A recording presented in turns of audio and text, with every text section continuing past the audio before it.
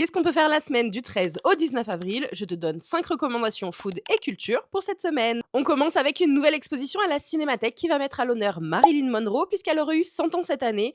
On va découvrir l'impact qu'elle avait à Hollywood, mais aussi sa carrière d'actrice qui est souvent un peu trop éclipsée. Côté ouverture de resto, j'ai adoré Fazbe que j'ai testé cette semaine. C'est un izakaya dans le 11e et franchement, on a vraiment l'impression qu'on voyage à Tokyo. La carte est courte, elle est maîtrisée. Franchement, j'ai adoré. Je vous conseille juste d'y aller le soir parce que je trouve que l'ambiance est un peu mieux avec les petites lumières tamisées. Franchement, c'est vraiment top. Côté concert, cette semaine, il y a un artiste que j'adore qui va faire 2 zéniths de Paris, c'est Ben Mazué. Je sais pas si vous le connaissez. C'est un artiste qui a des textes magnifiques. On passe par toutes les émotions et je pense que ça peut être pas mal pour une sortie autant en famille qu'entre amis. Ensuite, je vous parle de la sortie parfaite entre le mercredi et le samedi. Ça s'appelle Print. C'est un nouveau lieu éphémère et hybride. On y trouve des expos, une programmation musicale et même un resto. C'est dans le 20e. Franchement, ça a l'air top. J'ai pas encore eu le temps d'y aller, mais je pense que c'est vraiment pas mal et surtout pour les gens qui ont envie de faire plein de choses, ça a l'air très très cool. Et pour finir, un peu d'humour. Moi, je vous conseille d'aller voir Diane Segar au Dôme de Paris. C'est ses 2 dernières dates de sa tournée.